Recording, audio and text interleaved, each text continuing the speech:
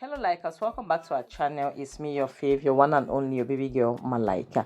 So, Likers, we are doing a critical review of Mr. Aloy series, When Marriage Becomes a Nightmare, episode 47, part 2. It starts with Debbie, still talking about Benny, telling her how Benny is very stubborn, but that is a sacrifice that is worth making. Yes, because to everything that they are going to achieve, at least they have to sacrifice something. They cannot always get it all. That Jetta should understand that. So once they were talking, they heard noise as if the door opened. So they were checking to see who could be that person who came, so soon. And Jetta realized that it was Benny. So she pretended as if she was happy to see Benny. I told you people already that these people were working together. So she saw Benny. She was doing all her nice things.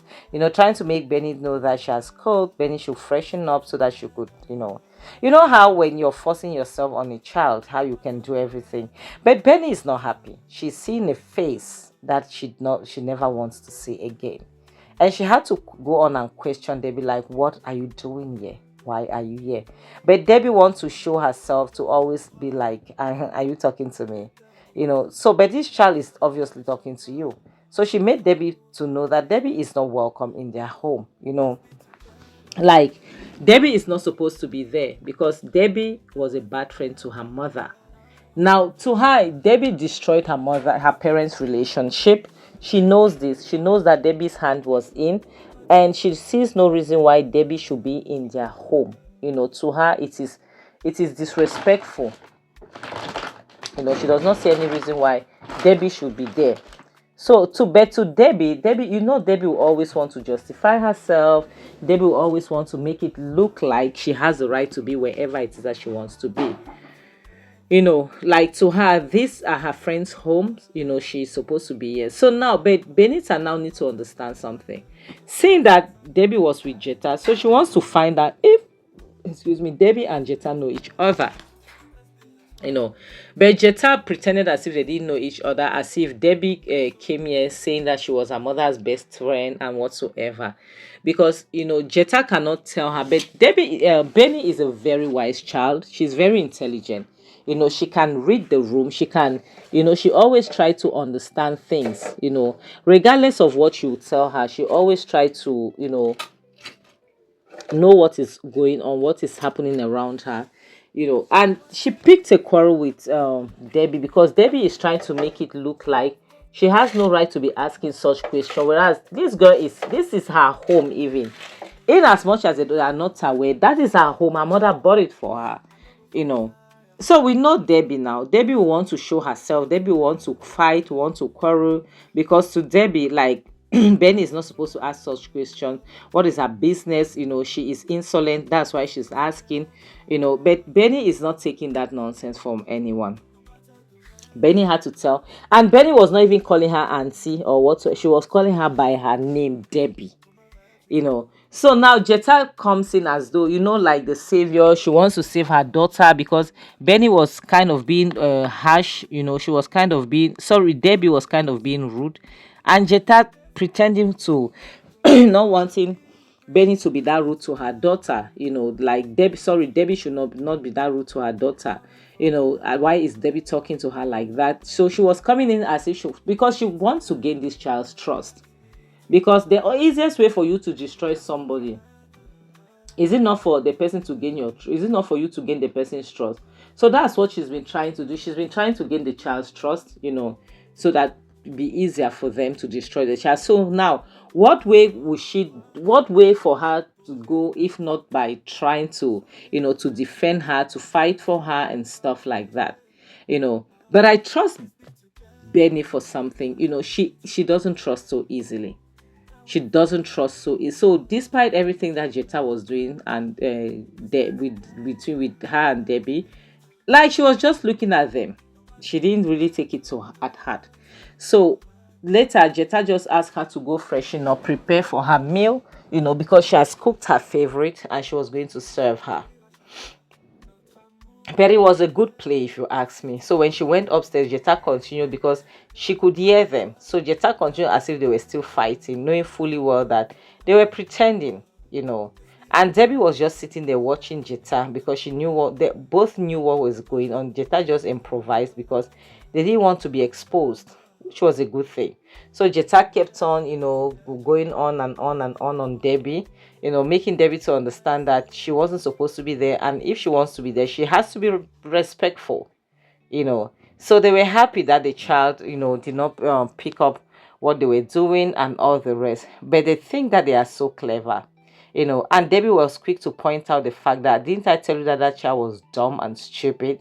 She was rude, dumb, stupid, and everything. Like, to make you understand that the child is rude, but she's dumb at the same time. She cannot dictate when she's being fooled.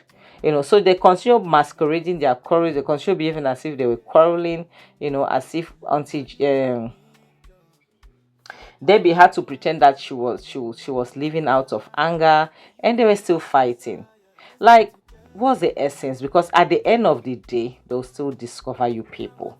Because this is really a shameful thing. So the next scene shows Benny, who is in her bedroom, trying to undress. She just came back from school. And Jetta walks into her room without knocking. She didn't like it. To her, it more like courtesy, and it's true. Courtesy demand that you knock before entering somebody's home or office, or bedroom. You knock. So Jetta apologized. To her, it was more like, she wanted to let her know that food was ready and it was on the table, and all the rest. So she just needed to, like, Jetta is just trying everything, to be close to Benny. She's doing everything humanly possible so that Benny could love her, so that Benny could accept her, because she needs that validation from her. She knows very well that it will mean a lot, So she's trying her best. So Benny told her she will be downstairs to eat with her, and all the rest she left. But Benny is, you can see that she's still uptight when it comes to Jetta and all the rest. Like, you could see that she is not like really free with her, So when Jetta left Benny's room, she was very pissed. She was, to her it was more like it was reasonable why Emeka and Debbie wants to destroy them, because to her Benita is very rude. Benita is very arrogant to her, and that she was happy that she's part of the crew that wants to destroy the entire family. This is a woman that is pretending to be a mother to her and pretending to protect that child. I'm just happy that the child is not gullible. I'm just glad. So the next scene shows Benny sitting on the dining room, waiting for Jetta to come and serve her, because she said she wanted to serve her. It's not as if Benita needed her to serve her. So Jetta served her. And that's when you know people that are looking for something. They always have this way of doing things to pacify you. So she brought the food, the child was eating, and it was nice. She's a good cook. She is a good cook. So Benita it was okay. So when she saw that she was a bit, she could open up a bit, now she chose to ask her a question. Like I said, people who always want to pacify you are those people that always, want to ask something in return. So she just wanted to understand, the thing behind, what's her name? Debbie and Jetta's mother, the friendship, how their friendship was. Sorry guys, I'm hungry, I want to eat. How their friendship was and what happened and all the rest. So Benita just was trying to explain to her, make her understand that her mother loved, Debbie so much, but Debbie never loved her mother. Debbie was a pretender, But unfortunately, her mother could not even see it. Unfortunately, her mother was too blind. Even when she tried to point things out. Sorry. So Jetta was just trying to ask her certain questions, trying to understand certain things. And she was freely telling Jetta, but nothing personal though. Yeah, nothing personal. And Jetta was wondering, like, how is it possible that somebody will be using you and you don't know? She said yes. She asked even about her dad. She said her dad is even the worst person, that you could use her dad. He would not even know that he's being used. because he does not even pay attention, to people and to the things that people do. That for her mother's own, it is because of the love that her mother, has for people that makes people to take advantage. Then she went on to like try, she's trying so hard to win this child, over. If I was Debbie, I'll be asking question, because now she wants to be her best friend, she wants to be her favorite, she wants to take over her mom's place, which is something which is practically impossible. It is impossible. Let me put it that way. Yeah, because this child loves her mom so much, it will practically be impossible. So the next scene shows Jetta sitting in the sitting room, watching TV, and she just hear people screaming. Benita's dad, that's Jonathan, screaming, asking Benita to come back, and asking why Benita had the mind, the audacity to slap him. So apparently, Benita was arguing with her father in the heat of things. She smacked her dad, and that was very wrong. Yes, that was very wrong. Yes, it is true that this child she's angry because her mom is no longer here, and her dad, is just living his life. He got married, he's just doing things. Definitely she's not happy, but to go the extra mile of raising her hand against her father, that was wrong. And even her mother, if her mother was around, she would have been pissed. So Jetta wants to be the heroic girlfriend.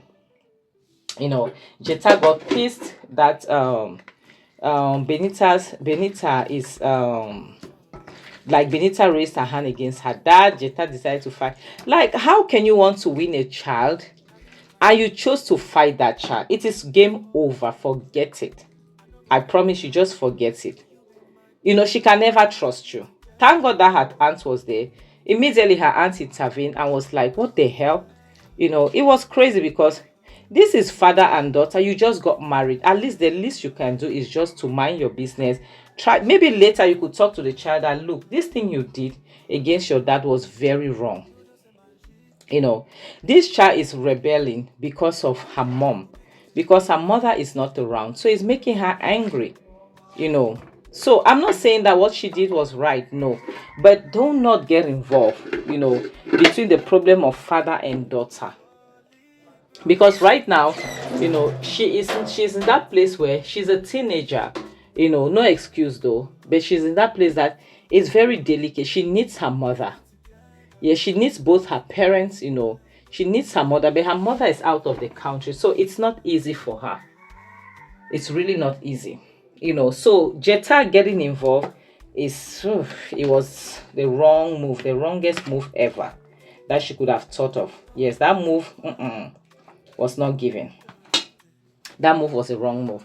So Jetta tried fighting back, but thank God her aunt was there. Her aunt was stopping her, asking her not to fight. So Jetta is trying to prove, to show that I am your stepmother. You're going to listen to me. If you cannot listen to your dad, you're going to listen to me, and I will not take that rubbish from you.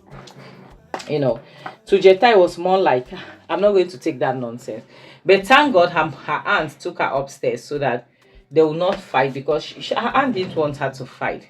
Because fighting Jetta is not good. Because yes, it's true her mother is not around, but at least her aunt should be there too. Even though I said earlier that her aunt is not supposed to be there.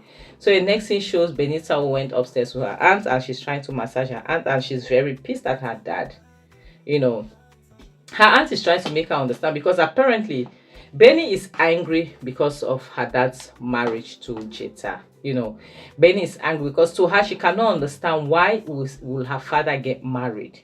It's so soon. Her mother just left. But her father, excuse me, is trying to justify that he is getting married because he has the right to. He's single and he has every right, to remarry. At the end of the day, his wife is not here. So why shouldn't he be married? Well, it makes sense though. If you ask me, it makes sense. But Benita is bent on making their life unbearable. She is bent on not giving them breathing space. So despite her aunt trying to stop her from going after her dad, she still left her aunt's room, going that she's going to confront her father and his wife. That is crazy. And the next scene shows Jonathan and Jetta, in their bedroom. Jonathan is not happy. Jonathan is making Jetta to understand that Benita is his daughter. You know, when they are having issues, Jetta should stay out of it. And Jetta is trying to prove a point. She's trying to, to make known that she's the new woman of the house and people must obey her. But she forgets that it doesn't work like that. It doesn't work that way. If you want respect, you have to give it, but respect is reciprocal. So it cannot just go because you say so. So she's fighting hard to prove a point and to show her stand. Let's see how it goes. Like us, we are going to end this video. Thank you so much. Okay, like I always say, protect your space, protect your mental health. Don't let a lot of people in your space, because you don't know who wants what's best for you and who wants what's not best for you. People can pretend a lot. Remember, marriage is not the end of the world. Marriage is not a do or die affair. Protect your space. On this note, I'll have to say bye, guys. Take care of yourself. Mwah.